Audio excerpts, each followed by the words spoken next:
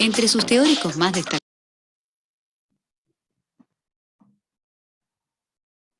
Bien, ahí se ve por favor el video. Se ve y se escucha. Sí, ¿no? Sí, ¿Se ve? sí, profesor, se ve clarito. Ya, muy bien. Entonces, bueno, la semana antepasada, ¿no? Hace 15 días, habíamos iniciado ya sobre algunos elementos que daban cuenta en relación a la psicología cognitiva, ¿no? Una psicología que surge a mediados de la década del 50 del siglo XX y que también, ¿no?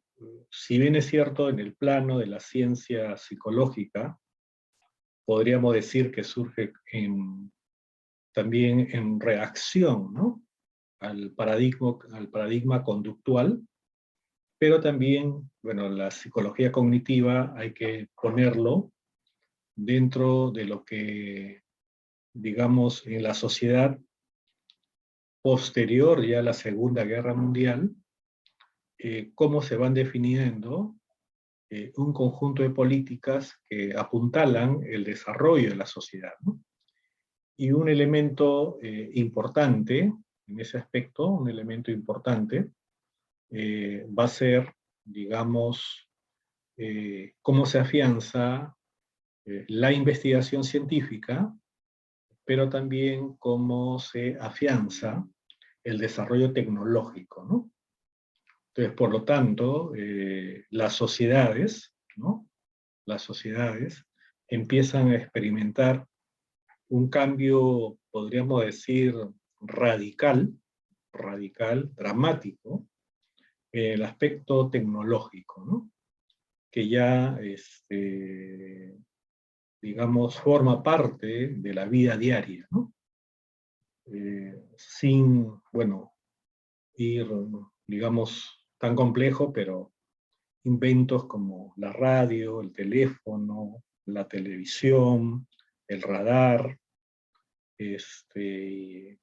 y inventos que ya empiezan a establecer de repente niveles de comunicación más próximas y por otro lado también la necesidad, producto ya de la dinámica social, productiva, en la cual nos vemos inmersos, se requiere también ya un soporte tecnológico mucho más veloz, ¿no? En cuanto a procesamiento de información.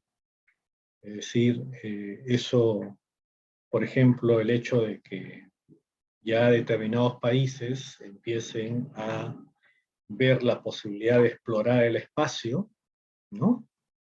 Y con la llegada del hombre a la Luna en el año 69, y todo lo que involucra, digamos, ya la tecnología necesaria para poder llevar, digamos, a un conjunto de astronautas hacia el espacio o hacia la Luna, ya involucra también otra forma, digamos, tecnológica que va configurando de una manera muy radical nuestras vidas, ¿no?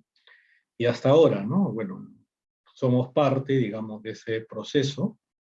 Bueno, algunos autores le han llamado la tercera revolución industrial, más o menos desde la década del 50-70. Otros están hablando ya que en el siglo XXI estamos en la cuarta revolución industrial y justamente no solamente para la psicología, sino para las diversas ciencias, empiezan a surgir nuevas exigencias, ¿no? Nuevas exigencias, que el mismo desarrollo social, ¿no? O los problemas que se van presentando, ¿no?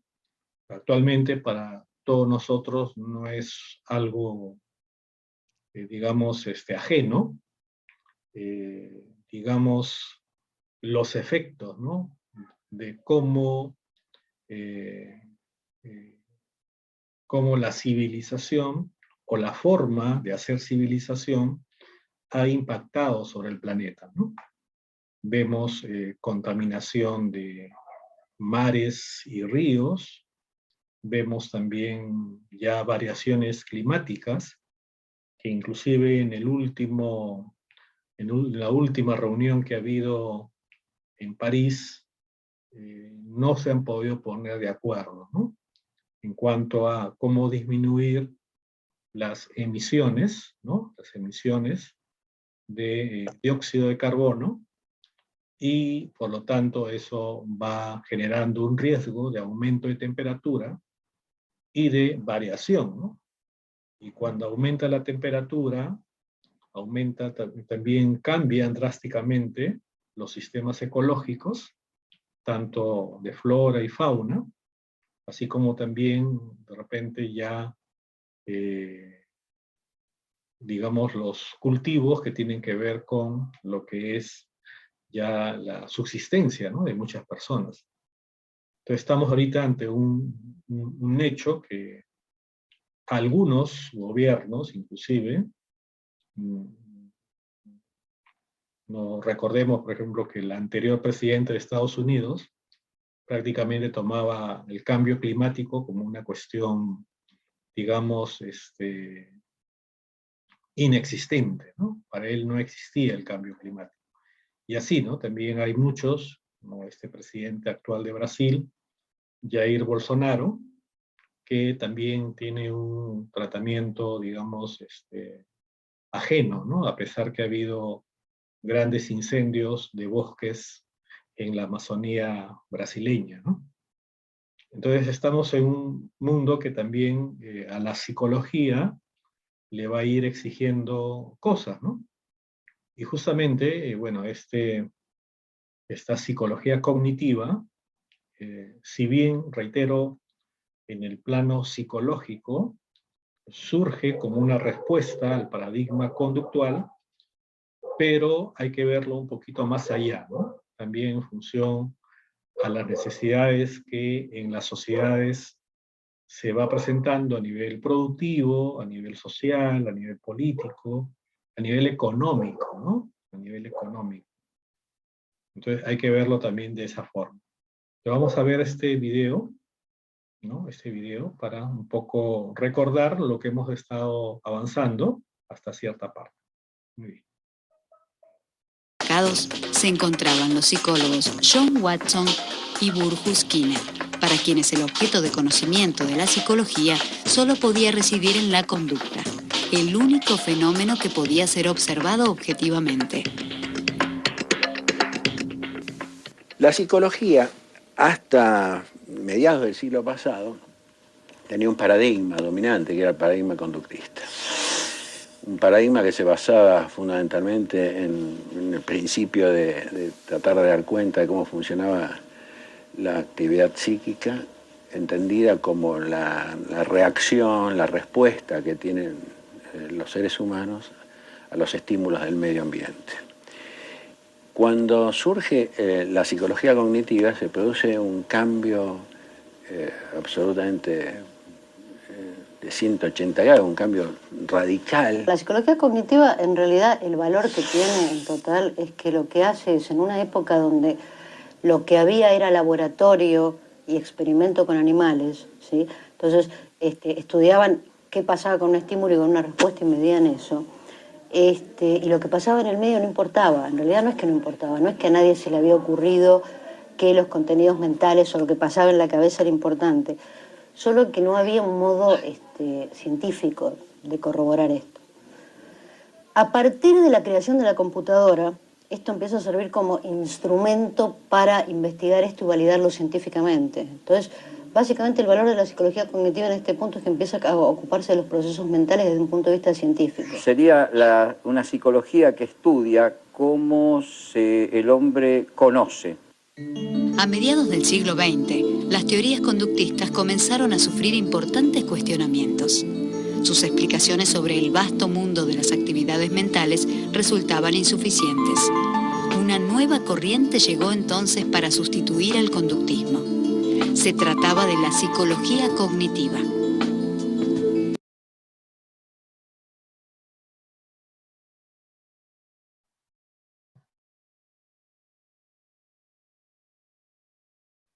Bien, ¿ahí se escucha, por favor?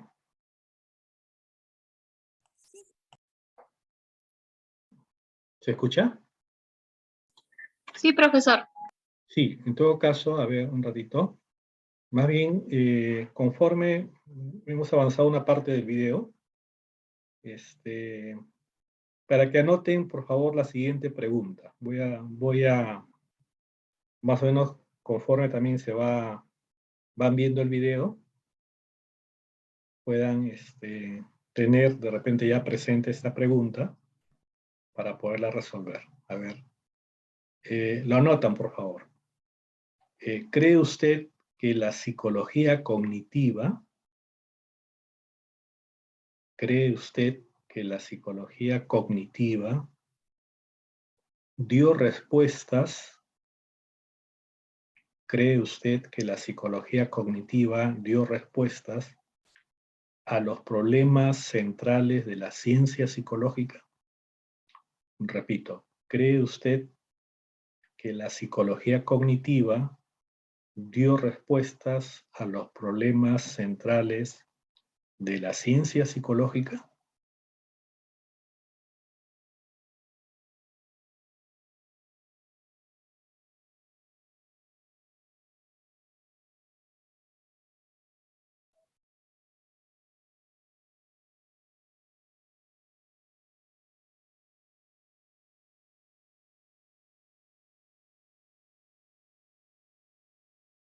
Ya, ¿está bien la pregunta? ¿Se escuchó?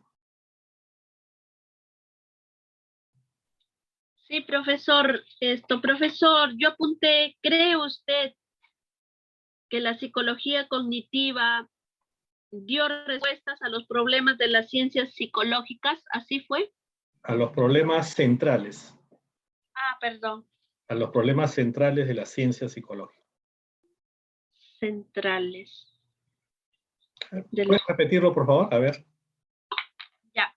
¿Cree usted que la psicología cognitiva dio respuestas a los problemas centrales de las ciencias psicológicas? Ajá, muy bien, está bien, gracias. Ya, profesor. Ya, entonces, sobre esa base, con esa pregunta, un poco que guíe también nuestra visualización del video.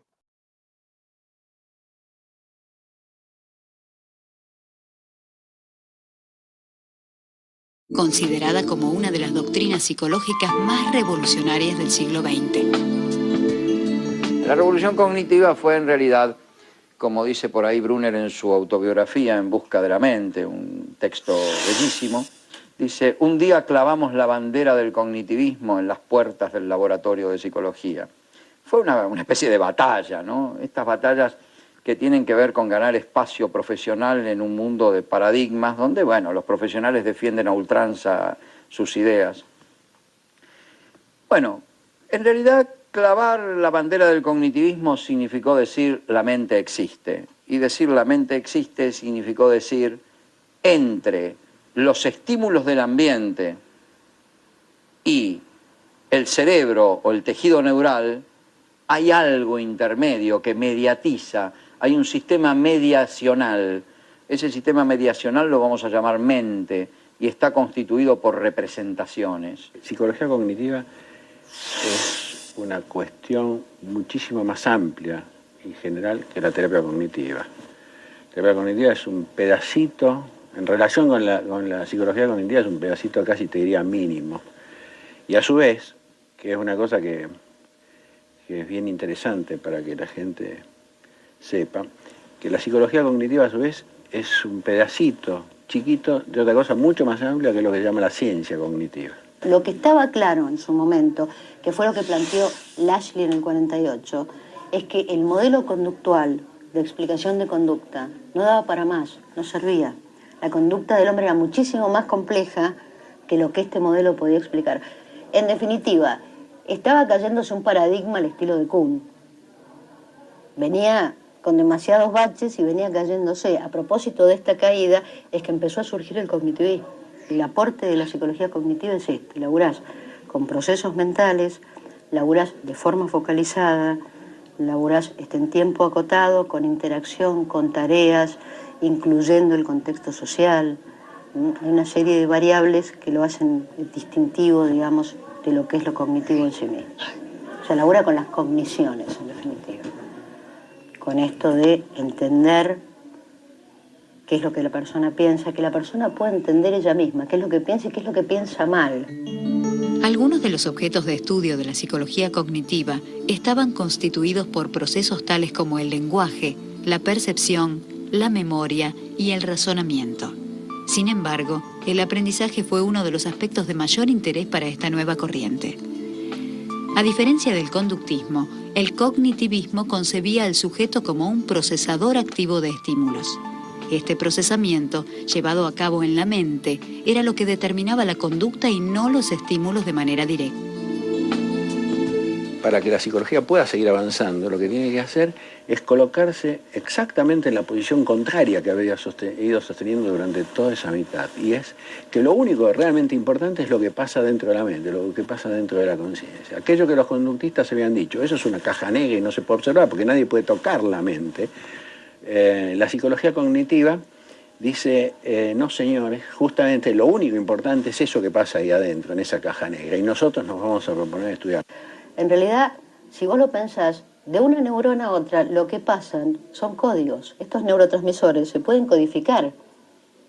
Con lo cual, esto valida bastante que una computadora pueda transmitir información y estos mismos códigos pasarlos de proceso en proceso. En un principio, la psicología cognitiva tomó como parte de sus fundamentos teóricos las ideas del psicólogo suizo Jean Piaget, quien había realizado numerosos estudios sobre los procesos de cognición en la infancia. En realidad lo que hoy llamamos cognitivismo, cognitivo, Piaget se ocupaba básicamente de la inteligencia.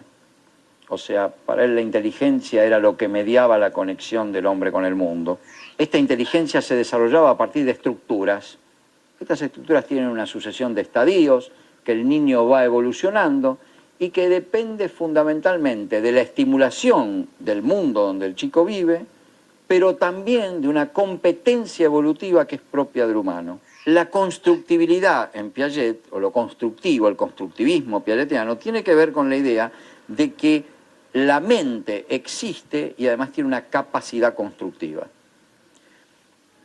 O sea, es capaz de construir estructuras y que éstas se fijan.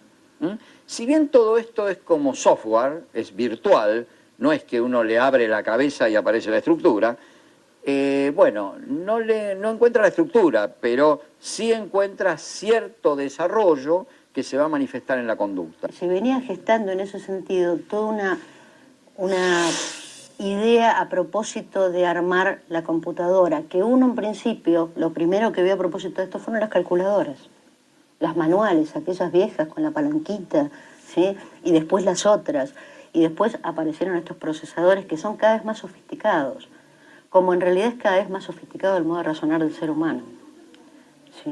En realidad es todo a propósito de la información, está también a propósito de las cuestiones de cómo funciona la información, el concepto de cibernética de Wiener es fundamental, esta teoría de los sistemas de control, ¿sí? Él habla a propósito de que es posible diagramar sistemas de control sobre todas las cosas. Sin embargo, los modelos más inspiradores de la corriente cognitivista fueron aportados por dos nuevas disciplinas científicas, surgidas durante la década de 1940, la cibernética y la informática. La cibernética fue creada en 1948 por el matemático norteamericano Norbert Wiener. Era una ciencia interdisciplinaria que tenía como fin el estudio de los procesos de comunicación y control de información en seres vivos, máquinas y organizaciones. Por otra parte, con la informática comenzaron a desarrollarse las primeras máquinas computadoras, cuyo funcionamiento mostraba aspectos análogos al del cerebro humano. El ejemplo que a uno le sobreviene inmediatamente a la cabeza cuando quiere pensar en lo que es la ciencia cognitiva, tal vez ninguno tan característico como la informática. Hubieron dos congresos importantes, uno es el del 48, del Congreso de Hickson, y después el del MIT. Se empezaron a formular conceptos muy importantes en relación a los procesos mentales en sí mismos y a comparar cómo trabaja una computadora en relación a cómo trabaja la mente. Y entonces esto sirvió como de enganche para investigar los procesos mentales. Todavía siguen trabajando con las computadoras porque sirve para investigar lo que son los procesos básicos, memoria, percepción, atención, este tipo de cosas. En 1956, la publicación de la obra Estudio del Pensamiento, escrita por el psicólogo norteamericano Jerome Bruner, junto a algunos colaboradores, marcaría el nacimiento de la psicología cognitiva. 4 años más tarde, Jerome Bruner y el psicólogo George Miller fundaron en la Universidad de Harvard el Centro para Estudios Cognitivos. Para entonces, el cognitivismo se había transformado en un movimiento interdisciplinario en el que la psicología compartía objetivos epistemológicos con la lingüística, la antropología, la inteligencia artificial y la neurociencia. La ciencia cognitiva es una confederación de disciplinas que surge después de la revolución tecnológica, es decir, es una confederación de disciplinas que surge en la segunda mitad del siglo pasado, de las cuales la psicología es una de ellas, junto con varias otras, como por ejemplo neurociencias, antropología, sociología lingüística, inteligencia artificial, es decir, es un conjunto de disciplinas que lo que desarrollan son programas a distinto nivel para intentar dar cuenta de cómo funcionan todos los programas de procesamiento de información, es decir, cómo la información en los distintos modos de manifestarse es procesada por distintos organismos, por distintos sistemas, por distintas entidades, digamos, ¿no es cierto? El nuevo modelo psicológico propuesto por el cognitivismo estaba caracterizado por los siguientes aspectos. La conducta humana estaba mediada por un procesamiento de información realizado por el sistema cognitivo. Los procesos cognitivos podían clasificarse en 4 categorías generales: la atención, la codificación, el almacenamiento y la recuperación. Por otra parte, podían distinguirse 3 estructuras cognitivas: el receptor sensorial, que recibía la información interna y externa, una memoria a corto plazo y una memoria a largo plazo. De estas conclusiones podía inferirse que el sujeto propuesto por la psicología cognitiva era un constructor activo de su experiencia.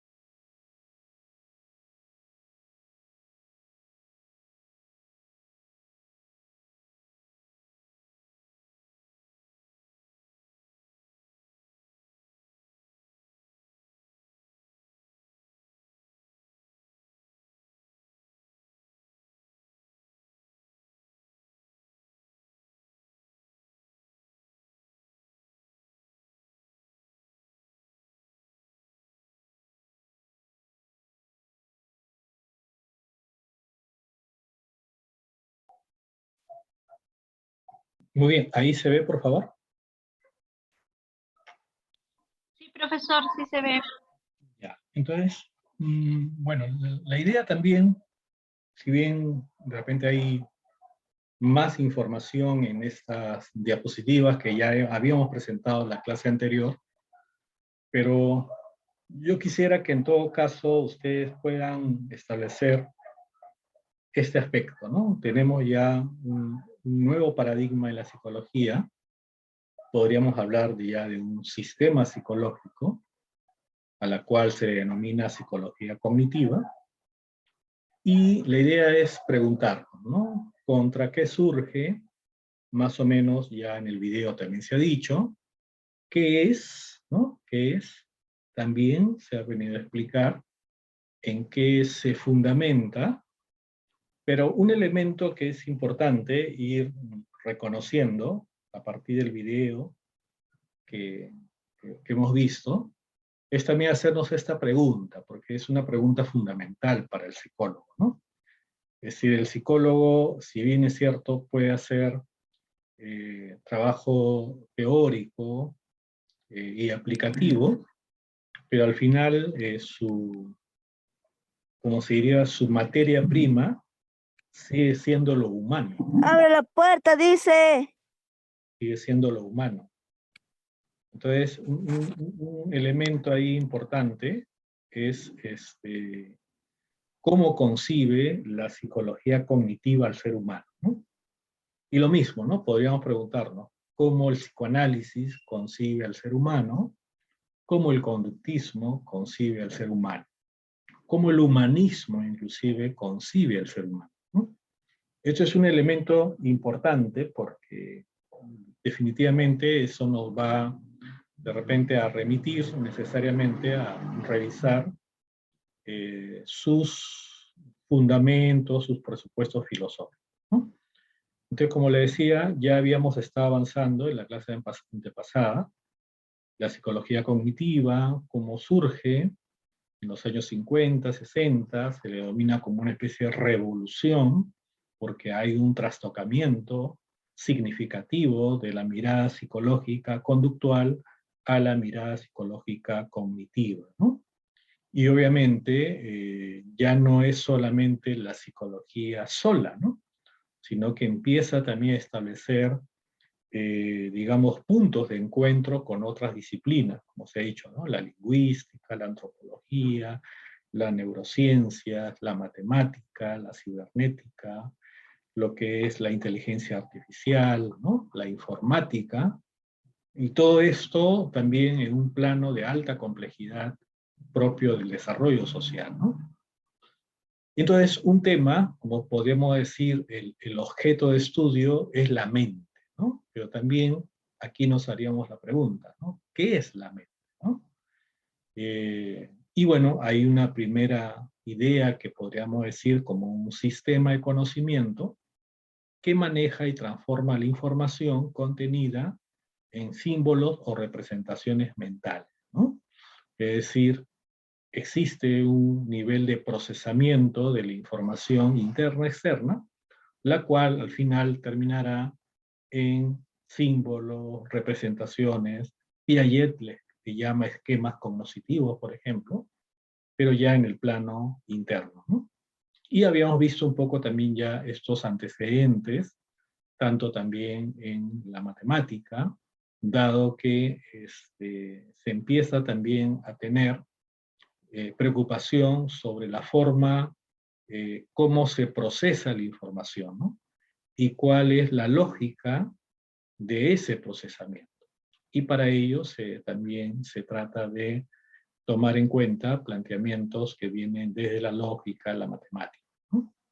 Hablamos un poquito también de Turing, ¿no? Y cómo este señor en un momento muy álgido para la humanidad, como la Segunda Guerra Mundial, en base a sus investigaciones, empieza, digamos, ya a generar máquinas que permitan descifrar códigos, ¿no? Encriptados del enemigo, ¿no? Y con eso poder, digamos,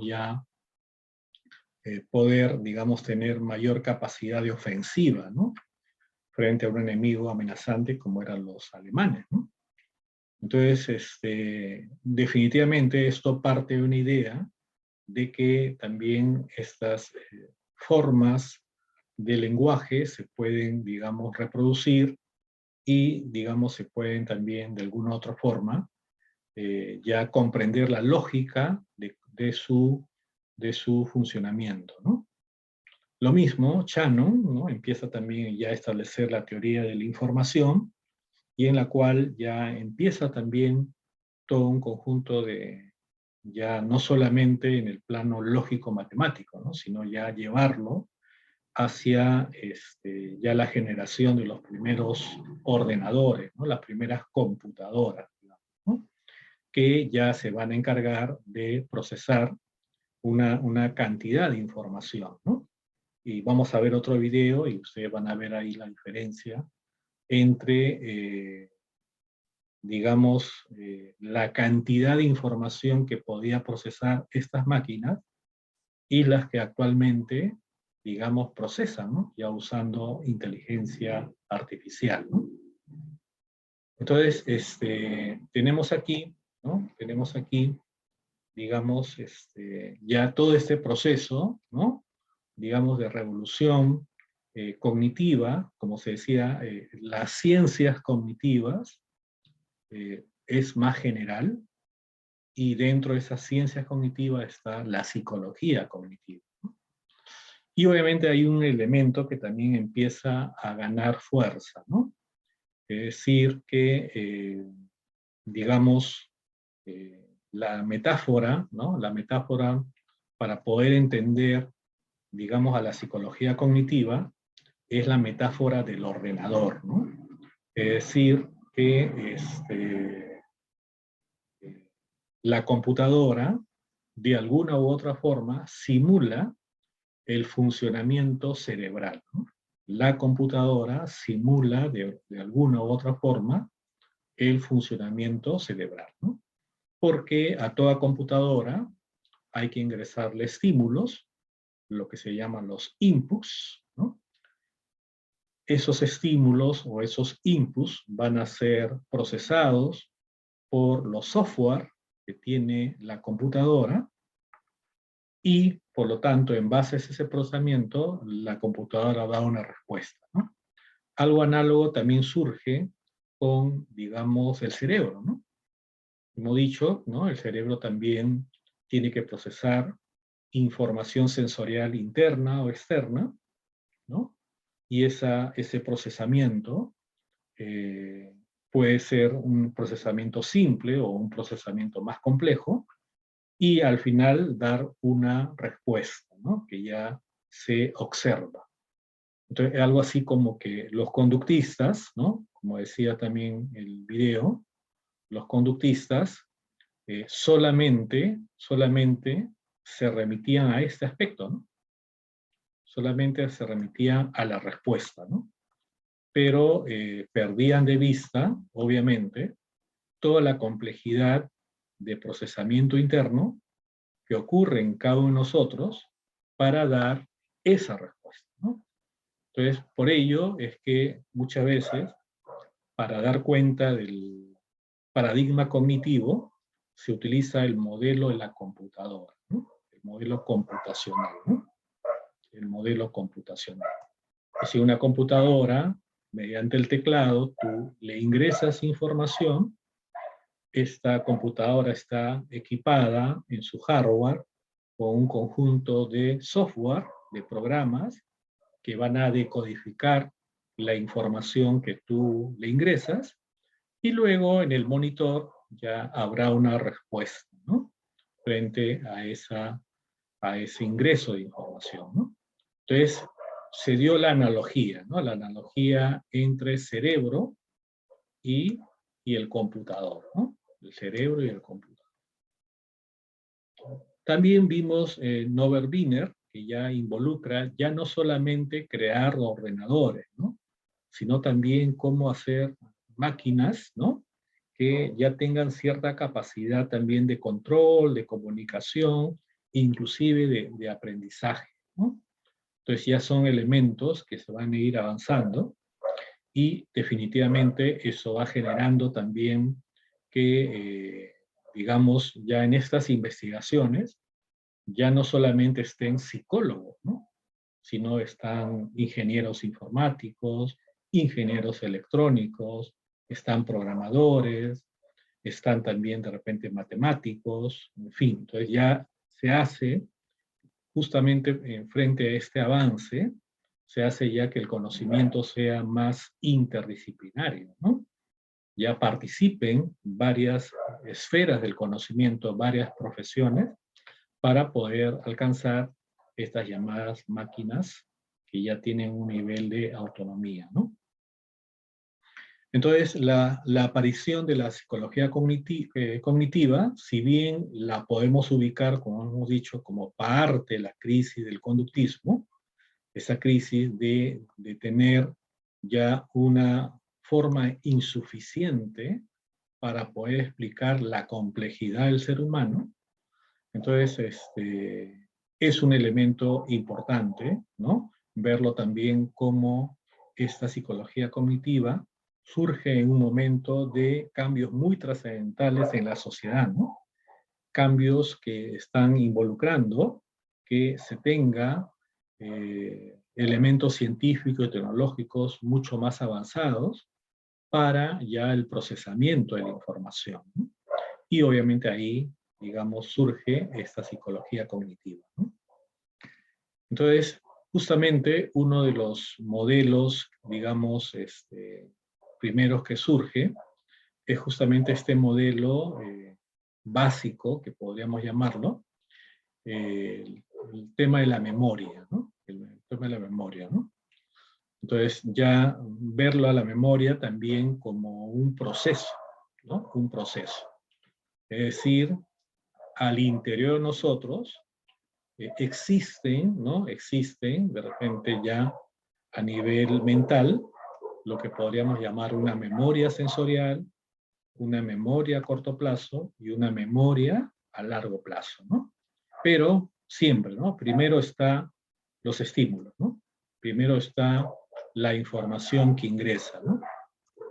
Y esos estímulos, esa información, digamos, va a ser almacenada, ¿no? En distintas formas, ¿no?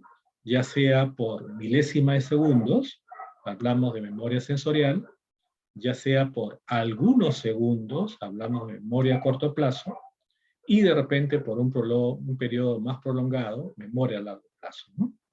Y aquí hay procesos, ¿no? Que surgen, ¿no?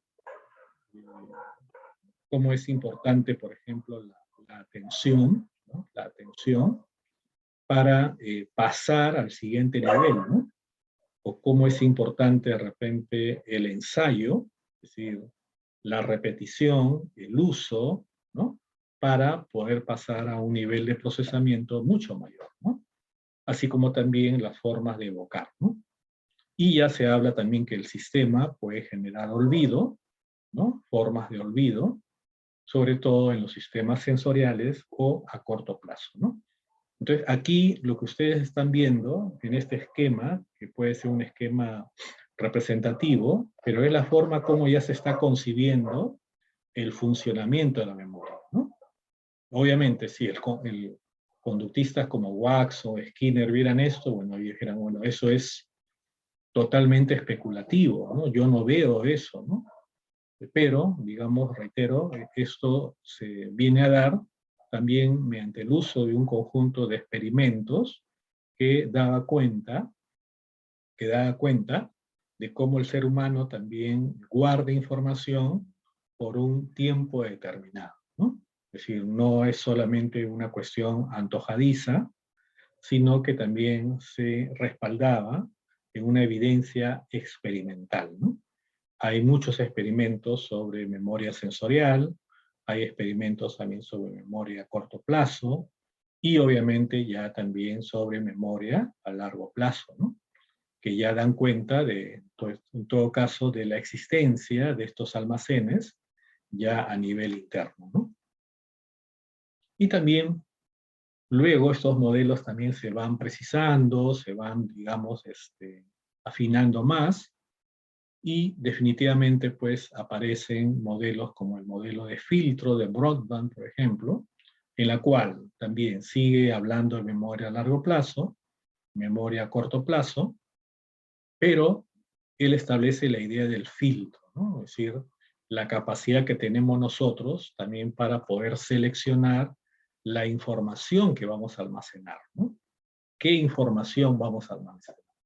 Todo lo que está en el almacén sensorial, ¿no? Todo lo que ingresa, que son miles de información diario, no todo se guarda, ¿no? Sino que hay un filtro, ¿no? Hay un filtro. Entonces son elementos que también se van estableciendo, ¿no? Y también ya hay, digamos, también ya un conjunto de avances, sobre todo en relación al nacimiento de la inteligencia artificial, ¿no? Y en la cual, ¿no? Podríamos hablar ya del momento fundacional de la psicología cognitiva, ¿no? Momento fundacional.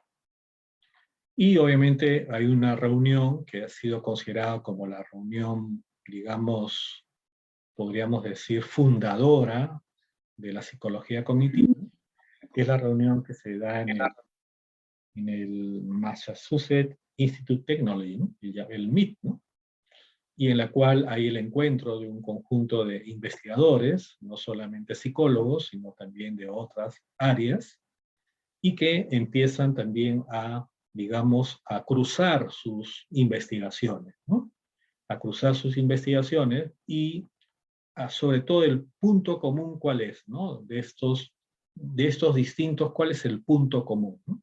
El punto común es que están estudiando, ya sea desde el punto de vista matemático, la mente, ya sea desde el punto de vista lingüístico, la mente, ya sea desde el punto de vista de la memoria o el procesamiento, la mente, ¿no? Empiezan a encontrar puntos de encuentro, ¿no? Puntos de encuentro. Ya sea que algunos de énfasis, de repente en poder descifrar o dar cuenta de la estructura lógica de cómo razona una persona, por ejemplo, o de la gramática interna que tenemos y que nos permite de repente aprender un idioma, por ejemplo, o la manera, esto que se llamó el mágico número 7 más menos 2, ¿no? ¿No? El famoso número mágico de Miller, ¿no? Que consideraba que a través de la memoria, sobre todo la memoria a corto plazo, ¿no? Memoria a corto plazo, la capacidad de evocar una información, ¿no? Es decir, si yo a ustedes les doy 10 datos, vamos a poner 10 palabras, les leo 10 palabras, e inmediatamente les pido evocar esas 10 palabras, es decir, cuál sería, digamos, lo que podríamos evocar, ¿no? Es decir, el punto medio sería 7. Me dice, ¿no? Más menos 2. 7 más 2 sería 9, ¿no? 9. 7 menos 2 sería 5. 5. Es decir, si yo les doy a ustedes un listado de 10 palabras y terminado el listado les pido que repitan evoquen la mayor cantidad de palabras posible, lo mínimo que podrían evocar es 5 y lo máximo que podría evocar es 9, ¿no? A eso se le llama el famoso número mágico, ¿no? Número mágico, 7 más menos 2, ¿no? Muy bien. Y también, y obviamente, ¿no? Va a haber también todo ya llevar, digamos, ya esta crítica al conductismo, era también, como se dice, ¿no? Sustituir ese esquema estímulo-respuesta por otro, ¿no? Que ya involucre un nivel más complejo, digamos, de la actividad cognitiva, ¿no? Ya hablan, por ejemplo, de actividades de evaluar, actividades de operar, actividades de entrada o salida, es decir, ya van a establecer, digamos, una estructura más compleja de los procesos que están inmersos en la mente de las personas, ¿no? Ya no van a caer, como se dice, en el aspecto tan simple, ¿no? O simplón del conductismo, que solamente dicen, ¿no? Bueno, hay estímulos, ¿no? Hay estímulos, y entonces las personas dan respuesta, ¿no? Dan respuesta. Ese es el esquema ER, ¿no? En cambio, ya el esquema de la psicología cognitiva va a implicar, obviamente, la presencia de los estímulos internos o externos, también la presencia de las respuestas, ¿no? Respuestas verbales o respuestas también no verbales, ¿cierto? Pero ya en el medio está el sujeto, en el medio está la mente, pero la mente no es una cuestión vacía, ¿no? O abstracta, ¿no? Sino que empiezan a diseñar modelos que dan cuenta de los procesos internos que dan sentido o permiten la generación de la respuesta, ¿no? Y, por ejemplo, un aspecto que ha sido muy utilizado en la psicología cognitiva es el estudio de lo que es la solución de problemas, ¿no? Solución de problemas. Claro, si uno está ante un examen y lee una pregunta, ¿no? Y si esta pregunta es de tipo opción múltiple, por ejemplo, ¿no?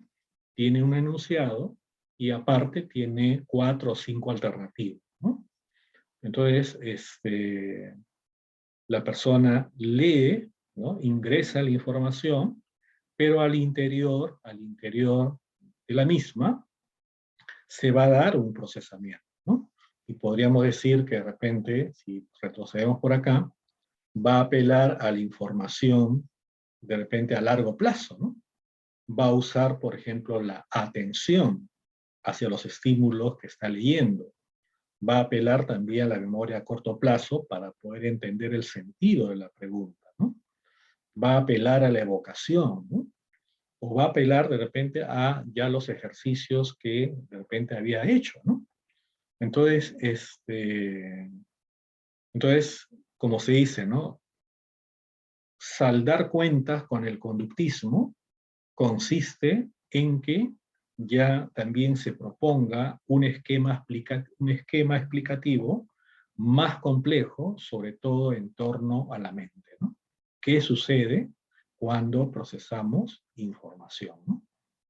Y bueno, tenemos ahí también lo de Brunner, con su libro Un estudio del pensamiento, donde se aboca al estudio de la formación y adquisición de conceptos mediante experimento de clasificación de tarjetas, ¿no? Y llegan a la conclusión que las personas forman conceptos formulando hipótesis, ¿no? Entonces fíjense, es decir, las personas son activas, ¿no? Eso es un poco también la idea de Piaget, ¿no?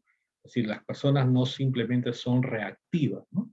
Sino formulan hipótesis y siguiendo determinadas estrategias para comprobarlas, ¿no? Entonces hay una especie de forma hipótesis y las comprueba.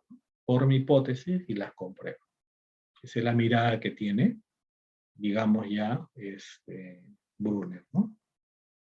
Y luego también tenemos, digamos ya, otros continuadores, como Ulrich Neisser, que justamente ha pasado a la historia de la psicología porque tiene el libro fundamental, podríamos llamarlo, que es Psicología Cognitiva, en la cual hace una recopilación, ¿no? Una recopilación, digamos, de lo que es estos avances que se están dando, ¿no? En diversos frentes de la psicología cognitiva. Y obviamente hay un historiador de la ciencia que se llama el señor Thomas Kuhn, y este señor habló, por ejemplo, que siempre las ciencias siempre están en constante cambio, ¿no? Siempre las disciplinas científicas están en constante transformación, ¿no? Y por lo tanto, la psicología cognitiva representaría esa revolución al interior de la psicología, ¿no? Revolución contra el paradigma conductista. Por lo tanto, hay un abandono, ¿no? Un abandono del positivismo lógico, ¿no? Que es muy usado por la psicología, ¿no? Y obviamente ya empieza a usarse otras interpretaciones históricas y filosóficas, ¿no? Entonces también, ¿qué diferencias podríamos encontrar, ¿no? ¿Qué diferencias podríamos encontrar de la psicología cognitiva frente al conductismo y el mentalismo, ¿no? El conductismo pretendió reducir lo mental a conductas describibles en términos puramente físicos, ¿no? Movimientos, secreciones. En tanto que la psicología cognitiva se ocupa de la mente, subrayando su aspecto intencional. Las representaciones mentales son intencionales. también podríamos decir que la psicología cognitiva no se ocupa de la mente tal cual la experimentamos, sino de la mente computacional, cuyas operaciones son habitualmente inaccesibles a la conciencia del sujeto y que es estudiada desde afuera por inferencias a partir de la conducta observable, ¿no? Observable.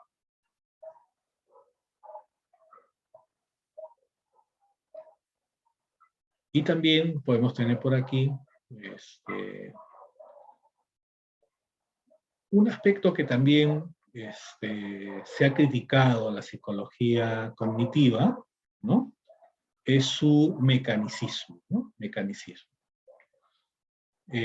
Porque van a proponer desde la psicología cognitiva que el pensamiento puede ser compuesto en algoritmos, ¿no? Algoritmos, y reproducido en una máquina adecuada, ¿no? Abstracto, porque su materia prima es el uso de símbolos, y formal, porque las explicaciones de los procesos cognitivos atienden a su forma y no a las reglas, ¿no?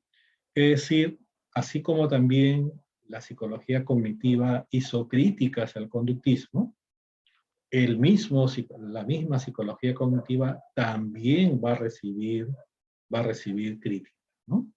Porque, digamos, van a tener una visión de la mente muy vinculado a aspectos más formales, ¿no? Aspectos más abstractos, pero que muchas veces en la realidad esto no se traduce, ¿no? Y esto puede conllevar también a un error, ¿no? Digamos, en la forma de cómo concebir o cómo de repente tratar los problemas que pueda tener la psicología, ¿no? Es decir, es muy, digamos, es muy loable, digamos, todo el avance que hace la psicología cognitiva, pero también al llevar todo a modelos, ¿no? A llevar todo a algoritmos, y no responder también a las condiciones concretas, sociales, culturales e históricas de quién piensa, de quién recuerda, de quién atiende, de quién soluciona problemas, eso podría conllevar también a una visión del ser humano limitada, ¿no? Fragmentada. Es decir, son muy importantes definitivamente sus investigaciones, pero ha faltado, digamos, de repente eso, darle un contenido en base también a las condiciones muy complejas y concretas con las cuales el ser humano se desarrolla, ¿no? Es decir, no todos los seres humanos tenemos el mismo piso de desarrollo. No todos los seres humanos tenemos el mismo de repente, contexto en el cual desarrollamos nuestra capacidad de pensar, nuestra capacidad de percibir, nuestra capacidad de solucionar problemas, nuestra capacidad de memorizar, por ejemplo. Entonces, ahí hay un elemento que también, así como el conductismo cayó en una simpleza, al decir que, bueno, todo se reduce a estímulos y respuestas, también el cognitivismo va a tener una visión fragmentada del ser humano, ¿no? Importante porque, bueno, permite ver de repente los aspectos más, comprender los aspectos internos, los procesos, pero un poco descontextualizado en la realidad del ser humano, ¿no? Muy bien. Entonces, hay supuestos teóricos de la psicología cognitiva, ¿no? Hay el supuesto mentalista, el supuesto computacional, y también el supuesto restrictivo, ¿no? El supuesto mentalista tiene que ver con el aspecto ya de, digamos, de estudiar el comportamiento humano, la conducta humana, comprenderla a partir de los procesos internos o procesos mentales, ¿no? Hace un rato también hablábamos del supuesto computacional, algo así como que nuestra mente trabaja o procesa análogamente como procesa una computadora, ¿no?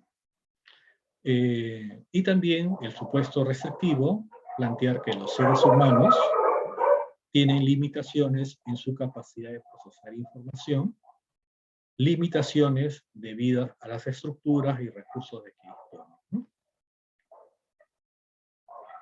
Y acá tenemos también, de repente, el supuesto funcionalista, y también que se establece que la mente, ¿no?, constituye un nivel de análisis legítimo en sí mismo, ¿no?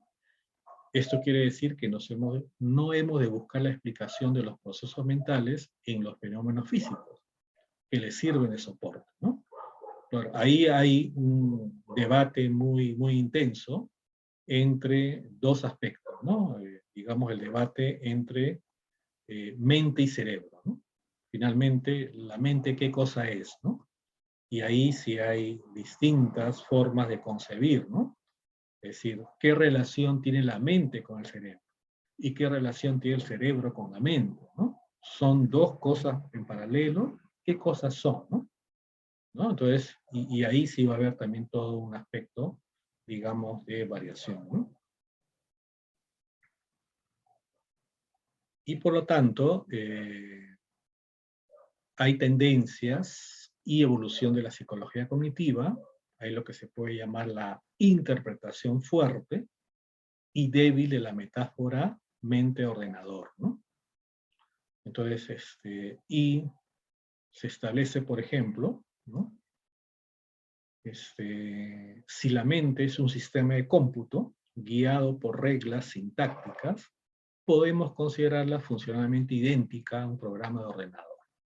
Luego podemos a la inversa decir que las máquinas que realizan computaciones son inteligentes, ¿no? Ahí viene también otro debate que todavía sigue en curso, ¿no? ¿Podríamos hablar que las máquinas son inteligentes, ¿no? Podríamos decir eso.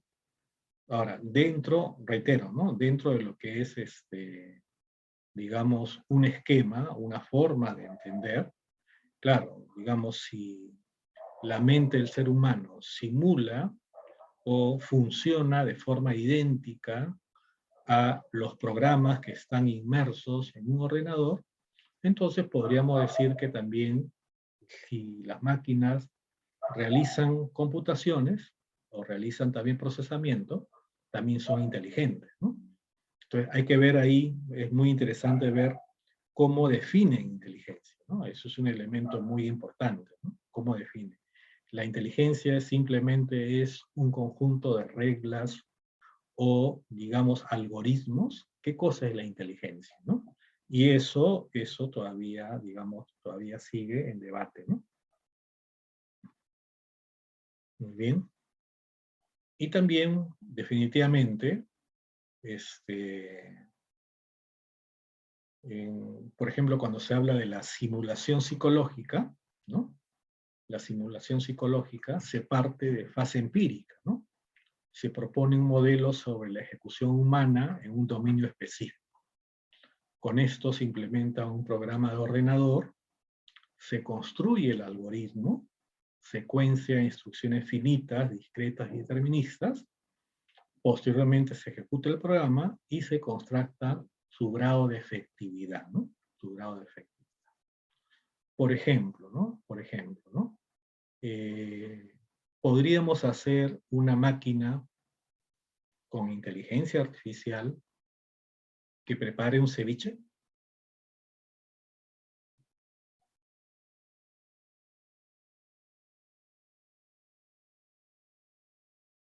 ¿Podríamos hacer? Sí, profe. De hecho, comparto eh, una anécdota. Bueno, anécdota no, porque no lo vi. Me refiero a una lectura que vi respecto a un programa que están utilizando en Europa respecto a las pizzerías. Uh-huh. Las pizzerías en Europa ahorita utilizan robots programados que ya no requieren de personal. Ahí, de hecho, todo el proceso, ¿verdad? Todo el proceso de elaboración, todo el proceso de añadidura de ingredientes, hasta el proceso de facturación y entrega, lo realizan 3 robots mecanizados, totalmente, que solamente el cliente llega y hace su pedido y retira su pedido nomás. Es una de las, podría decirse, de las promociones futuristas que tenemos ahorita en Europa y de hecho ya acá en Perú, estaba también viendo una noticia que en lo que son estas empresas de ferreteros grandes, hablamos de Sodimac y estas empresas que distribuyen material de construcción, ya utilizan, un ingeniero peruano ha diseñado un robot que permite trasladar la mercancía. Él solo sigue al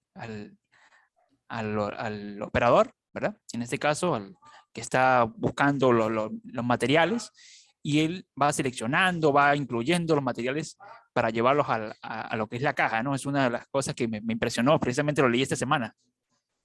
Entonces sí, ¿no? Creo que sí es posible que se pueda elaborar un ceviche con un robot ya configurado mediante algoritmos, ¿no? Programados, ¿no? Claro, y eso supone que para hacer un ceviche hay un proceso, ¿no? De elaboración, ¿no? ¿Cierto? Hay un proceso que pasa primero por tener los insumos, definitivamente, los insumos, pero los insumos también, según, bueno, si tú te alimentas vamos a suponer, las diversas recetas de los grandes chefs que hacen ceviche, ¿no? Entonces, se puede hacer, digamos, inclusive, ¿no? Lo podríamos hacer hasta, como se dice, gráficamente, ¿no? Es decir, ¿cuál sería? Ya tú tienes todos los insumos para hacer el ceviche. Ahora, ¿cuál sería el primer paso que haría la máquina? ¿Cuál sería el primer paso para hacer un ceviche? Teniendo ya todos los insumos puestos.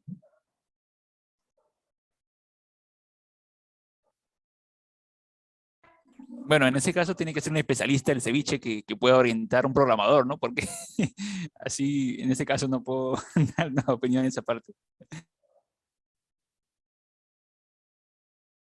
Claro, un elemento importante, bueno, supone que ya el pescado está cortado, supone que ya el limón está, digamos, también, ¿no? No sé, la sal, el guión, ¿no? Entonces, la idea es cómo, de repente, cómo, para que ese robot haga un ceviche, el programador, ¿no? El programador, y ahí también hay psicólogos trabajando en programación informática, debe diseñar pasos, ¿no? Pasos, secuencias, ¿no? Secuencias, procesos, ¿no? Para que al final terminemos con que nos dé un ceviche, ¿no?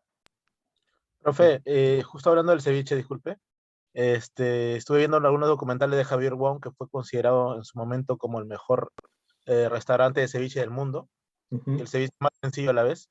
Él dijo en una entrevista: yo no pruebo mi ceviche, yo ya me he mecanizado, yo sé la cantidad de sal, de limón que uso, obviamente usa insumos de calidad, ¿no? Pero él ya de manera intuitiva ya conoce la cantidad y él se refiere a su plato por tema de las cantidades, ¿no? Más que todo eso, ¿no? Y ni siquiera lo prueba, como la mayoría de los cevicheros que se ponen en la parte de la mano para probar, él no lo prueba ni siquiera. A ver, vamos a ver esto, vamos a ver esto un ratito. ¿Lo ven ahí el video? Sí, profesor. Vamos a ver, 10 minutos, me pareció interesante esos primeros 10 minutos de este video. A ver, para que, un poco lo que nos contaba también hace un rato Luis.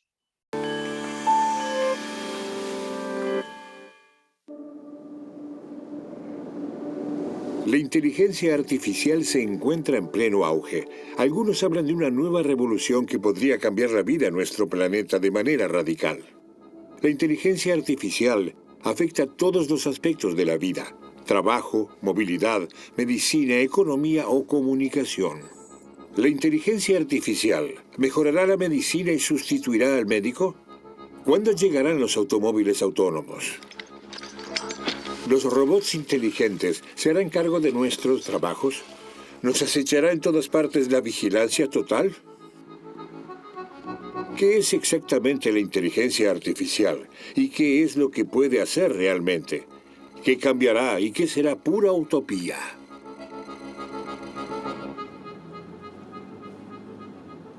Este reportaje presenta un viaje emocionante. Visitaremos a científicos que trabajan en nuestro futuro en los Estados Unidos, Reino Unido, Alemania y China.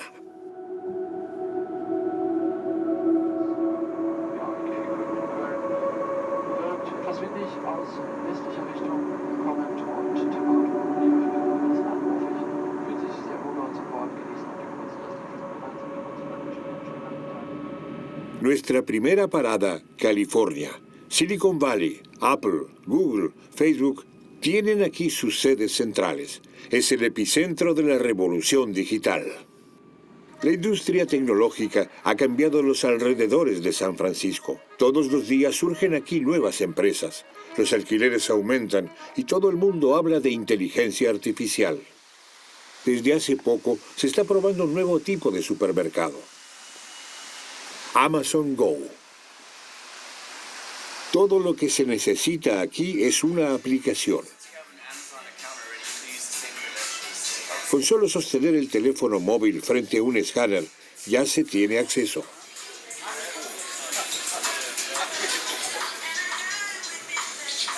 Mientras Leonardo me muestra los nuevos menús de Amazon y me explica que la asistente de voz, Alexa, también me ayudará con la preparación en casa, estoy siendo vigilado constantemente.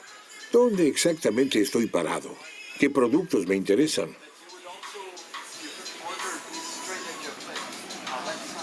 En el techo, sensores y cámaras. Todo es grabado a través del reconocimiento inteligente de imágenes. ¿Qué productos tomo de la estantería? ¿Qué productos vuelvo a colocar en su lugar? ¿Qué productos elijo? Esto aún sigue siendo una prueba, pero Amazon está planeando abrir otras 50 filiales este año. El fin de los vendedores. Just walk out. Ya puedes marcharte. Sin filas, sin cajas registradoras. Cuando me voy, me siento como un ladrón. Comodidad bajo el precio de la vigilancia total. Mi factura de compra.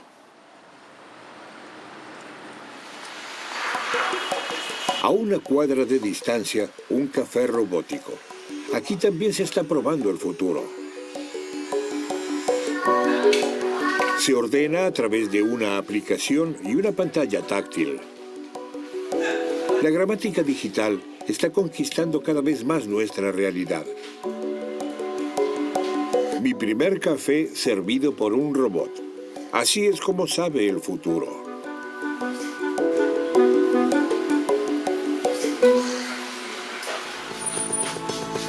Una nueva forma de hacer las compras. Pero, ¿qué pasará con los empleados? Universidad de Stanford está a la vanguardia mundial de la investigación sobre inteligencia artificial. Cuenta con un presupuesto anual de $6.300 millones. Quiero saber, ¿cómo cambiará la medicina la inteligencia artificial? Aquí se desarrolló un algoritmo inteligente con el que se pueden examinar imágenes de rayos X. Pranav Rajpurkar, un científico informático, me muestra lo fácil que es tomar una foto de una radiografía usando un teléfono móvil, subir la imagen y unos segundos después obtener un diagnóstico. En este caso, por ejemplo, el sistema considera que puede haber un tumor. Esto se puede leer aquí directamente. Entonces, el sistema indica las probabilidades de tener nódulos, neumonía, edema o cáncer, y el resultado es inmediato. Sí. Pero, ¿cómo funciona? Comenzamos analizando un gran conjunto de datos provenientes de radiografías del Instituto Nacional de Salud. Cada radiografía incluía el cuadro clínico correspondiente. Contábamos con unas 100.000 imágenes de este tipo. Con esta información, entrenamos a nuestro sistema de inteligencia artificial para que aprenda a asignar las radiografías a las enfermedades correspondientes. Nuestro cerebro es el modelo para la inteligencia artificial. Son casi 100.000 millones de células nerviosas conectadas a una red gigantesca. De forma muy simplificada, una célula cerebral funciona así. Las señales entrantes, dependiendo de su intensidad, desencadenan un impulso nervioso. De esta manera, las células se comunican entre sí. Esta red se puede simular en una computadora a través de una red neuronal digital. Y esta estructura artificial puede aprender, por ejemplo, a reconocer la tuberculosis. Primero, necesita de una fase de aprendizaje. Los datos de las imágenes de rayos X que muestran la tuberculosis son analizados a través de la red. Pero en esta fase inicial, el diagnóstico todavía no es exacto. Después de cada análisis, la estructura de la red se adapta y hace un diagnóstico cada vez más preciso. Se necesitan miles y miles de datos de alimentación. Solo entonces se habrá optimizado la red de manera tal que pueda reconocer correctamente las imágenes de rayos X, incluso las desconocidas.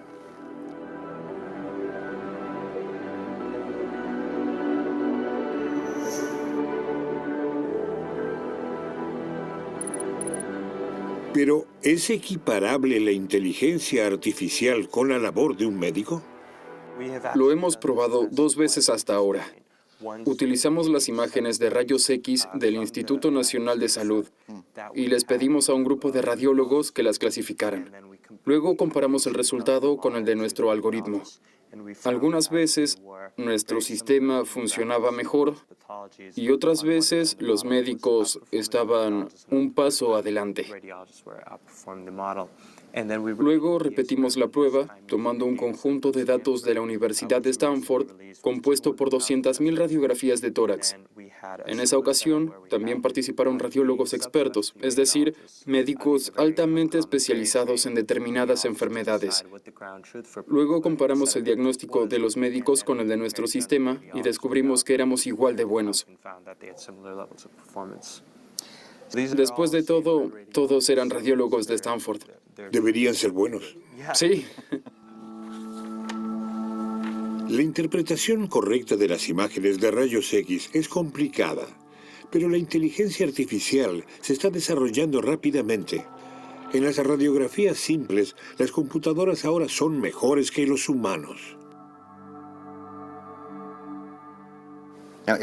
Cuando miro el sistema, siempre se miden las probabilidades. Pero parece haber casos en los que el sistema no está seguro. ¿Cómo se maneja esto?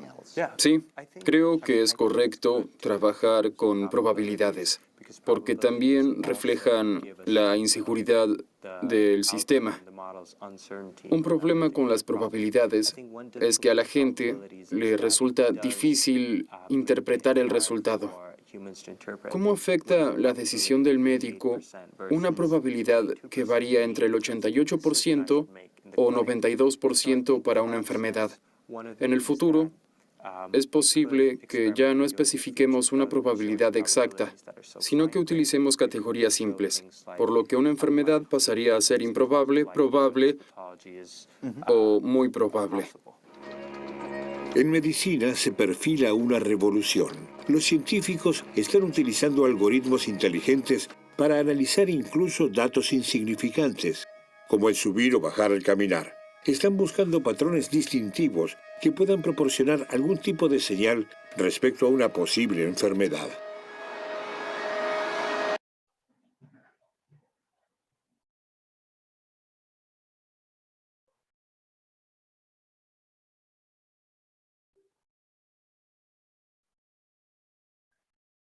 Bien, ahí se ve, por favor. Sí, profesor, sí se ve. Ya, como ustedes habrán visto, el futuro es hoy, ya no es mañana, ¿no?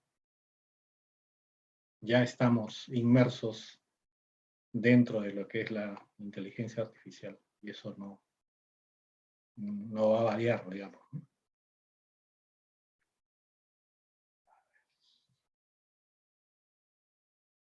Y bueno, tenemos también ahí más o menos lo que se nos ha presentado en el video, ya esta forma de cómo se han venido también perfeccionando, ¿no? En las décadas, ya esta tecnología de inteligencia artificial, ¿no? Y bueno, también tenemos aquí, como le decía, todo ese tema que tiene que ver con la manera como se trata de representar el funcionamiento mental del ser humano, ¿no? En este esquema que ustedes pueden ver aquí, se trata de ver, digamos ya, generar un modelo, un esquema, y definitivamente aquí hay elementos que son importantes, pero de repente se pierden otros más, ¿no? Por ejemplo, qué importantes son en el procesamiento cognitivo, por ejemplo, los sentimientos. Qué importantes son en el procesamiento cognitivo las motivaciones. O cómo incide también, digamos ya, las cualidades de personalidad o de conciencia en el procesamiento cognitivo, por ejemplo, ¿no? Entonces son elementos que, digamos, en este esquema que observamos, no se toma en cuenta, ¿no? Pero ya en el funcionamiento, como se diría, real, sí se está dando ello, ¿no? Sí se está dando ello. Acá tenemos otros esquemas. Y también tenemos aquí, bueno, unas limitaciones, ¿no? Como de repente el tema de generalizar, ¿no?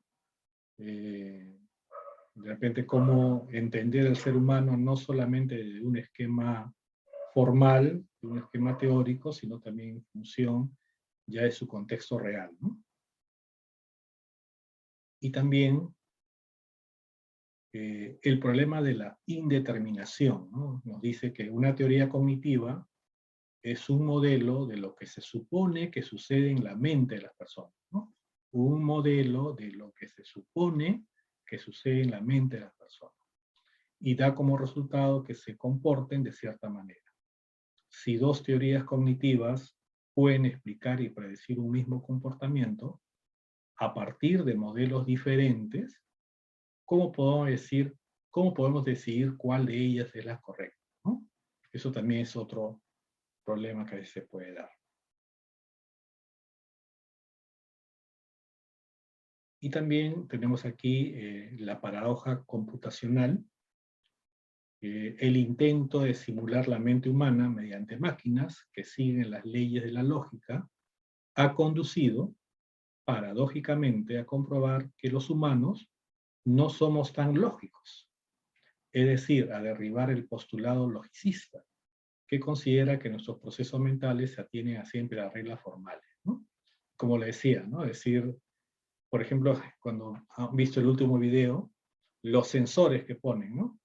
En esa tienda de Amazon Go, para que sigan lo que la persona, digamos, va cogiendo, o va dejando, o va leyendo, todo eso, también ya, por ejemplo, son elementos que dan cuenta que, digamos, muchas veces el comportamiento, por ejemplo, a veces de compra, ¿no? Una persona dice, voy al centro comercial, solamente voy a pagar mi tarjeta, ¿no? Voy al centro comercial a pagar mi tarjeta de crédito, ¿no? Pero luego regresa con bolsa, ¿no? Entonces, ¿qué ha habido ahí, no? ¿Qué proceso se dio para esta persona que inicialmente se dijo a sí misma que solamente iba a pagar su tarjeta de crédito, ahora venga con bolsas de compra, ¿no? Entonces, son elementos que, digamos, no es suficiente el planteamiento de reglas formales para entender la complejidad del ser humano, ¿no? Entonces, y obviamente hay un tema también que es un tema de debate, que tanto los ordenadores pueden manejar la incertidumbre, ¿no? Qué tanto los ordenadores pueden manejar la ambigüedad, ¿no? Qué tanto los ordenadores pueden manejar la contradicción, ¿no? Que es un aspecto inherente al ser humano, un aspecto inherente a las sociedades, por ejemplo, cuando de repente en la forma como están constituidas las máquinas, más se atienen a reglas que de repente tienen que ver más con elementos más no contradictorios, ¿no? Ahí hay también todo un aspecto de investigación que se abre, ¿no? Cómo una máquina puede atender la ambigüedad, la incertidumbre, ¿no?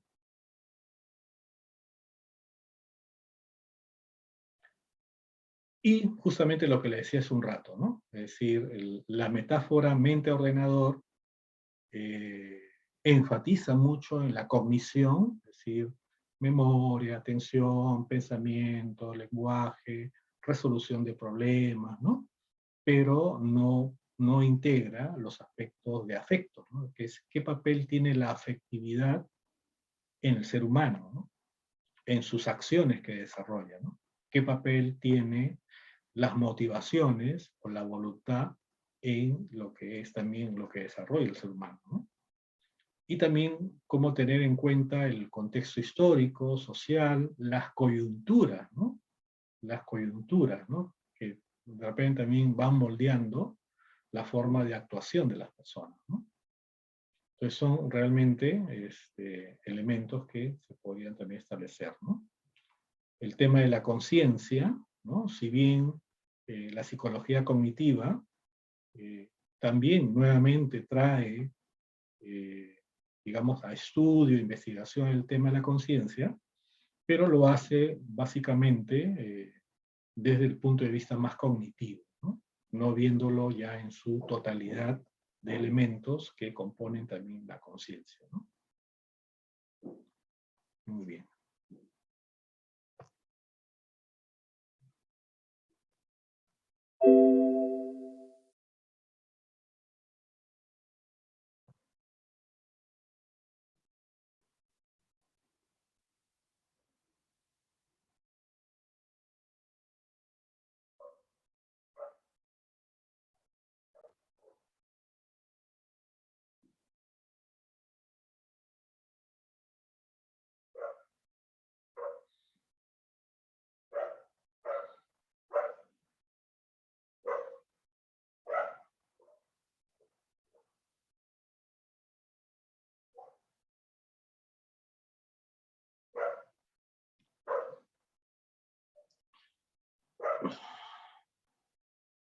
Bueno, ya con la psicología cognitiva cerramos, digamos, ya lo que ha sido o los que son los principales sistemas y escuelas psicológicas, ¿no? Bueno, que hasta ahora tienen, digamos, relevancia en la psicología y que, si bien ha habido ya desarrollos más específicos, pero siguen siendo, ¿no? La psicología cognitiva, el conductismo, el humanismo, el psicoanálisis, digamos, como los grandes troncos, ¿no? De la cual han ido surgiendo ya teorías psicológicas mucho más específicas y en temáticas específicas, ¿no? Entonces, pero ahora, bueno, ya para ir finalizando también nuestro curso, porque ya la otra semana culminamos, digamos, las clases teóricas, la semana de, ya la siguiente, hoy ya estamos 23, ¿no? 23, el 30 sería la otra semana, ya la última clase teórica, y el 7 de diciembre ya sería ya la clase final, bueno, que sería ya el examen final. Muy bien. Entonces, vamos a ver un poco ya también cómo esa psicología se ha venido asentando en América Latina, ¿no? Ya específicamente, cómo esa psicología que hemos visto, que también, ¿no? Tiene de repente, ha sido construida dentro de paradigma occidental, bajo una mirada de la ciencia, especialmente enfocada a las ciencias naturales. Hemos visto la influencia del positivismo en la psicología, y definitivamente también todas estas corrientes científicas, tecnológicas, y mucho más aún, ya la ciencia psicológica fue también, como se dice, llegando a las playas de América Latina, ¿no? Y ha tenido también ya desarrollos, en algunos casos, que de repente responden más al paradigma occidental, pero también han tenido desarrollos ya más autónomos, ¿no? Es decir, ha habido también la construcción de una psicología, podríamos llamar una psicología latinoamericana, ¿no? Que responda a la compleja realidad latinoamericana, que responda a los problemas de Latinoamérica y que tenga un aspecto crítico frente a las teorías que vienen de Europa, ¿no? Que vienen de Norteamérica. Entonces también ha habido toda esa producción, ¿no? Pero definitivamente no podemos tampoco negar que, digamos, en un primer momento, la influencia occidental ha sido muy, muy fuerte, ¿no? Y por lo tanto, en América Latina se fue poco a poco apareciendo, ¿no? Ya desarrollando la psicología, ¿no? La psicología. Entonces, uno de los psicólogos peruanos, ¿no? Psicólogo de la Universidad de San Marcos y también profesor de la Universidad Ricardo Palma, Reinaldo Larcón, él ha hecho estudios de historia de la psicología, tanto a nivel latinoamericano como también a nivel ya del Perú, ¿no? Y más o menos él llega a algunas, encuentra, ¿no? De repente algunas constantes, ¿no? En este proceso de cómo la psicología fue asentándose en estas tierras, ¿no? Por ejemplo, hay un interés por hacer una psicología empírica, es decir, una psicología que de repente se enfatice mucho en las ciencias naturales, enfatice mucho en el método científico, pero de raíz naturalista, y que un poco esté liberada de la filosofía, ¿no? Hay mucho, se puede encontrar ello en diversas zonas donde se empieza a desarrollar la psicología en Latinoamérica. Y también hubo pioneros, ¿no? Él habla de pioneros, ¿no? Es decir, personas, a veces algunas que son propias del país, pero también hubieron, digamos, investigadores europeos que emigraron a estas tierras y empezaron a fundar laboratorios experimentales, empezaron a divulgar el método científico, empezaron a utilizar ya las estadísticas como una herramienta para, digamos, la investigación psicológica, ¿no? Entonces hay también esos elementos, ¿no? Y él establece en su libro que la psicología latinoamericana actual es predominantemente empírica, objetiva y cuantitativa. Es cierto, pero también ya podríamos decir que en los últimos 20 años, uno de los paradigmas investigativos que ha venido ganando fuerza en la psicología latinoamericana es el paradigma cualitativo, ¿no? El paradigma cualitativo. Y que justamente ha sido un paradigma que ha sido algo así como una especie de alternativa construida desde Latinoamérica para estudiar nuestros propios problemas, ¿no? Es decir, ya no usar los tests o pruebas psicológicas que a veces vienen de realidades muy distintas a la nuestra, sino usar de repente ya métodos de investigación que involucren, digamos, de repente el contacto más directo con la población, ¿no? Si yo, por ejemplo, quiero estudiar la psicología del poblador Huambisa, ¿no? El poblador Huambisa, que es una etnia en la Amazonía peruana, ¿no? Quiero estudiar la psicología del poblador Huambisa. Es decir, si yo opto por un paradigma cuantitativo, lo que haría es tomarles test psicológicos, ¿no? De los que existen y aplicarlos sin contextualizar a esta población huambisa, ¿no? Pero otros, bueno, vieron que eso no era adecuado, ¿no? Porque la población huambisa tiene una historia, tiene una cultura, tiene una cosmovisión de cómo ellos también ven el mundo, cómo se establecen las relaciones, cómo se establece de repente la organización social. Entonces es mejor que el psicólogo se interne, de repente conviva con la población guambisa, ¿no? Haga el método cualitativo, y a partir de eso puede hacer ya una recogida de información, ¿no? Entonces, ha habido también, digamos, esa construcción, ¿no? Esa construcción. Lo mismo, ¿no? Por ejemplo, cuando se ha estudiado a los niños, niñas y adolescentes trabajadores, por ejemplo, ¿no? Hay un estudio muy interesante que hace Dañino, un investigador, un psicólogo, Dañino, sobre los niños trabajadores, ¿no? Y si bien es cierto, toma como referencia teórica a Vygotsky, pero empieza a desarrollar métodos de abordaje en función también ya las características propias de la realidad de estos niños y niñas trabajadores, ¿no? Que esos niños, bueno, antes, de repente ustedes recordarán, antes había lo que se llamaba el mercado a la parada, ¿no? Bueno, ahora se han ido ya a Santa Anita, ¿no? Pero antes había el mercado La Parada, ¿no? Y que era algo así como el centro de acopio de los alimentos que llegaban a Lima, ¿no? Provenían de provincia.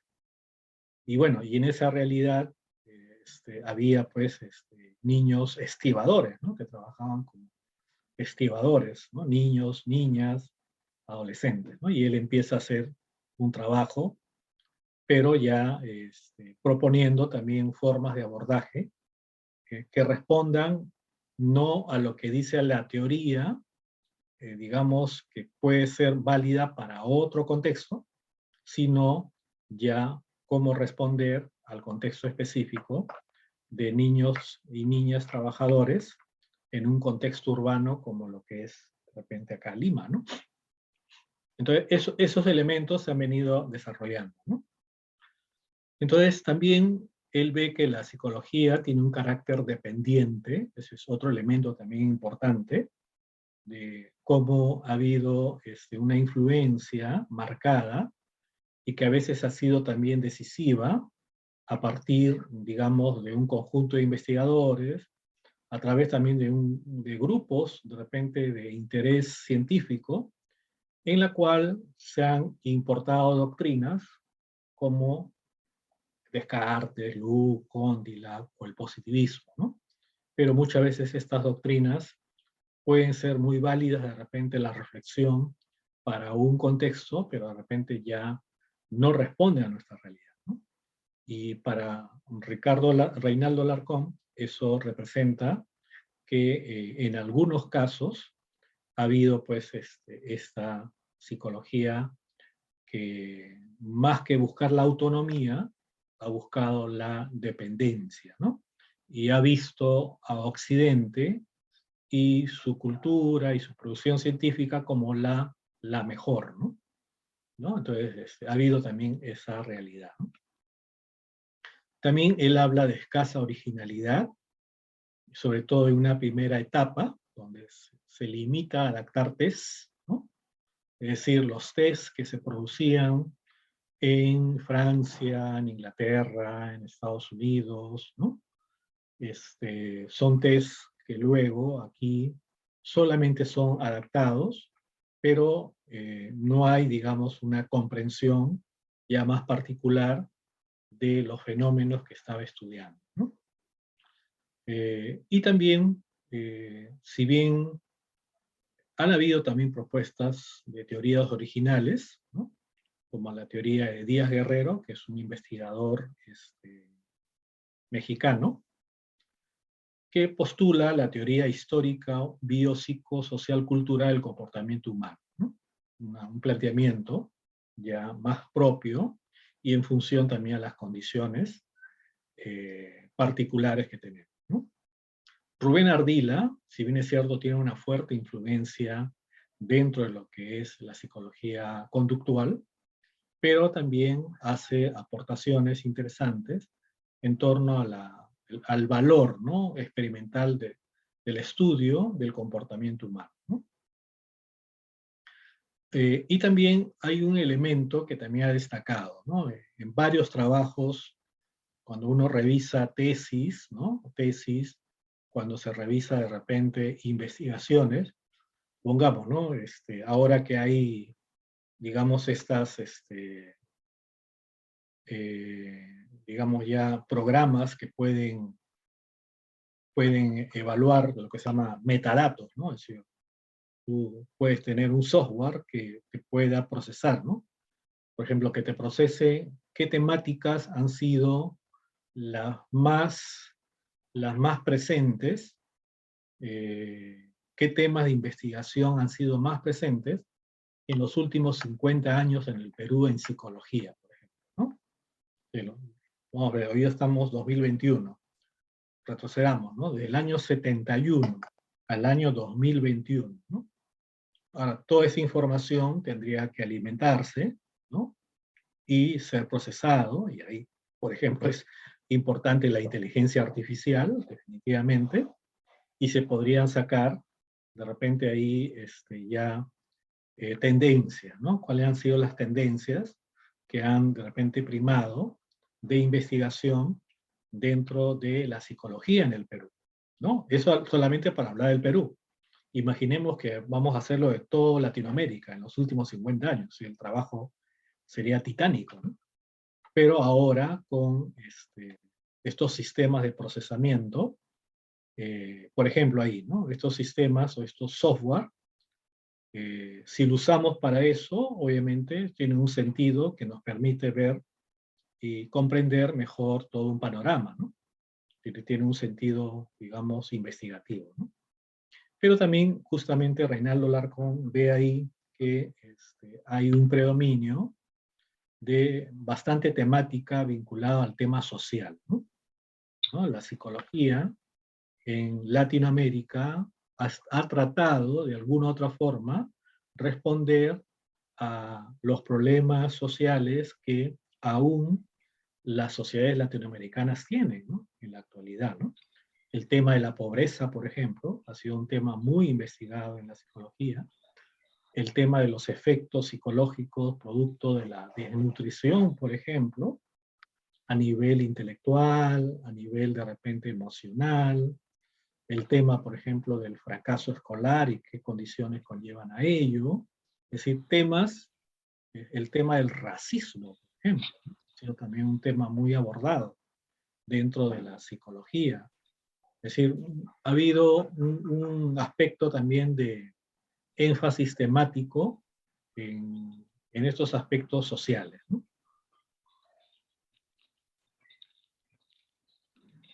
Y también otro elemento importante, justo lo que les hablaba, esta metodología que se llama investigación-acción, ¿no? Investigación-acción, que supone algo siguiente, ¿no? Imagínense que ustedes, todos nosotros aquí en la sala, somos un grupo de investigadores, ¿no? Un grupo de investigadores. Entonces, lo que queremos investigar es, de repente, el fracaso escolar, ¿no? El fracaso escolar. Y para eso, obviamente, de repente vamos a la data, y ahora, con la información que se tiene de pruebas que se toman a los niños y niñas en escuelas públicas, se puede saber inclusive dónde viven los niños que no han rendido bien, ¿no? O que no están rendiendo bien a nivel, digamos, escolar, ¿no? Entonces, la idea sería, no tanto como que tú vas a investigarlos como que si fueran, de repente, algo así, personas ajenas a ti. La investigación-acción supone que tú también compartas, ¿no? Compartas vivencias con las personas que vas a investigar. Que puedes establecer un vínculo, una relación, obviamente investigativa, pero definitivamente en esa relación investigativa, inclusive tus hipótesis iniciales pueden ser replanteadas en el mismo proceso de encuentro con la gente, con los niños y niñas con fracaso escolar, por ejemplo. Entonces, esa metodología se le llamó la investigación-acción, ¿no? Voy a investigar el fracaso escolar, pero no lo voy a hacer solamente yo voy a la población, aplico mi prueba, ellos hacen el test, yo lo recojo y me voy. No.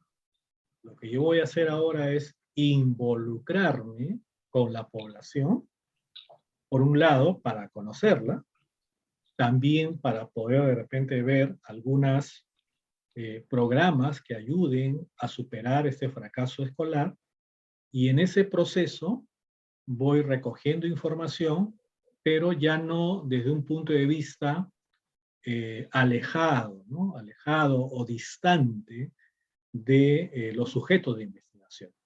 Muy por el contrario, ¿no? Muy por el contrario, muy cercano, ¿no? Entonces ahí encontramos la figura de Ignacio Martín Baró, que justamente aplica, digamos, este tipo de metodología, ¿no? También, si hacemos el peso entre psicología teórica, o psicología básica también que le podemos llamar, psicología de laboratorio, psicología experimental, obviamente la balanza se inclina más hacia la psicología aplicada, ¿no? Más hacia la aplicada. Y también se ha puesto al ser humano como problema central, ¿no? Eso es un elemento también importante, ¿no? Es decir, siempre hay la preocupación de poder comprender más y mejor las diversas cualidades del poblador latinoamericano. Su conciencia, su psique, los aspectos de repente cognitivos, los aspectos emocionales, los aspectos motivacionales, la personalidad, ¿no? Son elementos que se han puesto también en... ¿Te pasaste? Iris, ahí tu micro está prendido.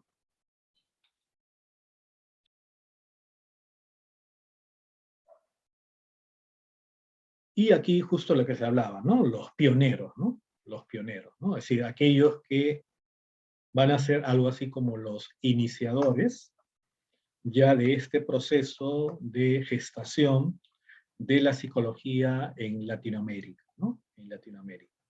Entonces aquí, por ejemplo, en el Perú, tenemos la figura de Walter Blumenfeld, ¿no?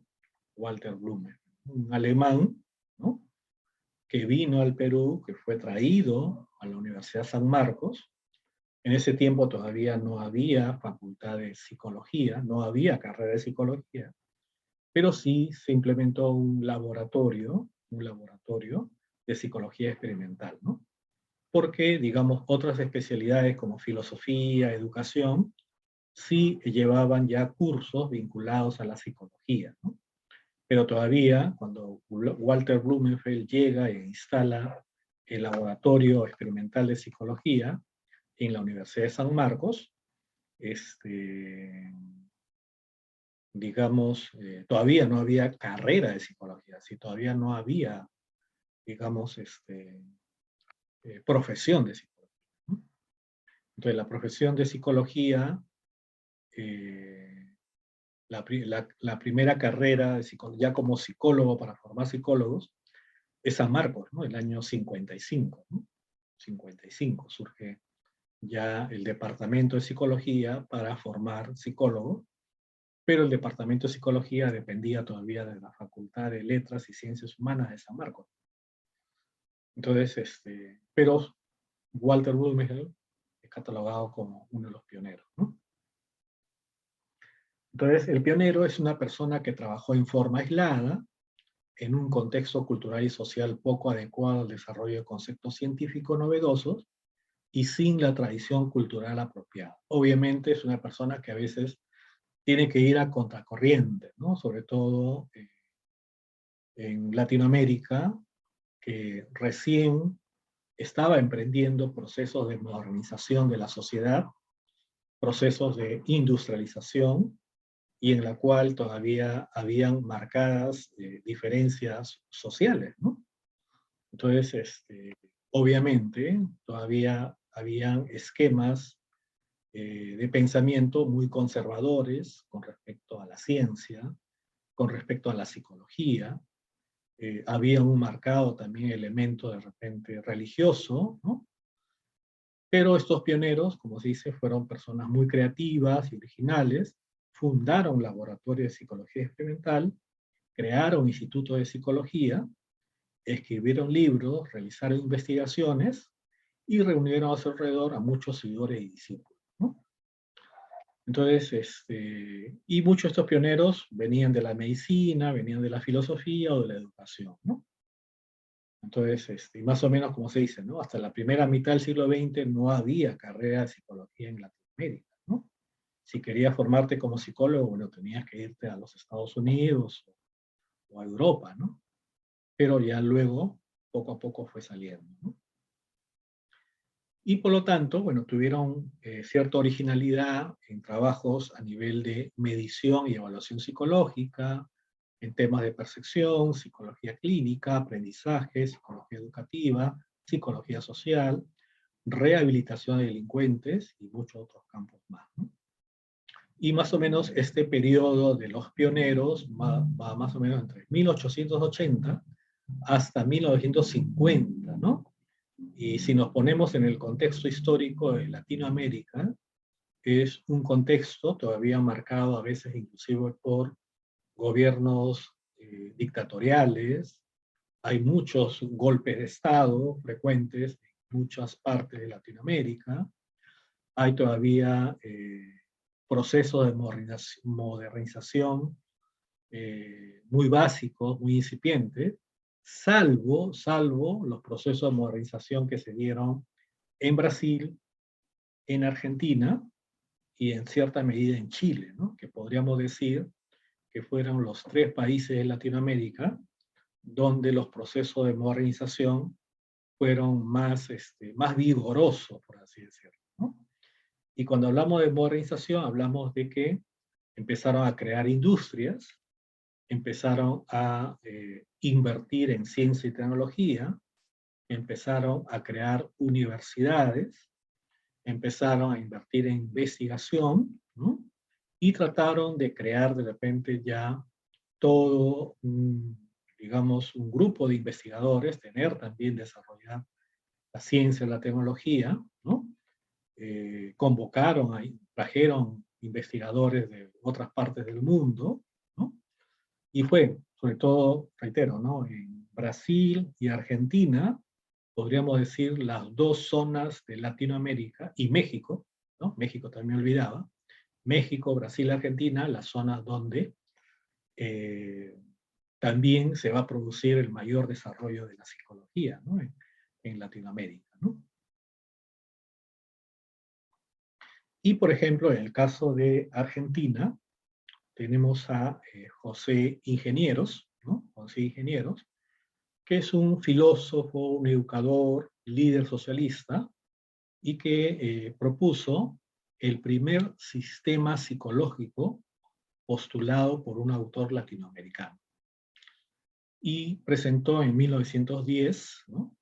Lo que denominó psicología genética, ¿no? La cual se fundamentaba en el enfoque objetivo y el evolucionismo darwiniano, ¿no? Y para él la psicología era una ciencia natural, obviamente influenciado por el positivismo, dedicada al estudio de las funciones psíquicas de los organismos vivientes, ¿no? No tenía por qué referirse al alma, y su principal método de estudio era la observación del comportamiento, ¿no? Y también insistió que las funciones psicológicas adaptan el organismo a su ambiente, ¿no? Y eso es un postulado funcionalista, ¿no?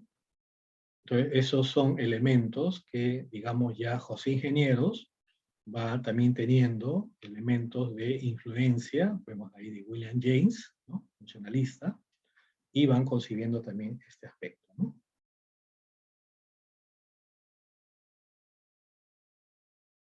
También tenemos a Enrique Mouchet, en Argentina, con su psicología vital.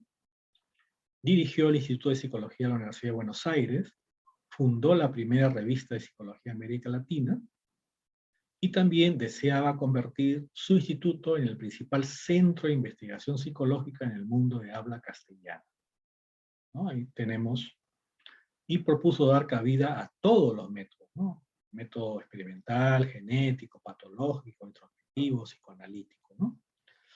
Y postuló un sistema psicológico denominado como psicología vital, ¿no? Y por lo tanto, plantea que el centro del sistema era la senestesia, ¿no? ¿Y cómo define senestesia?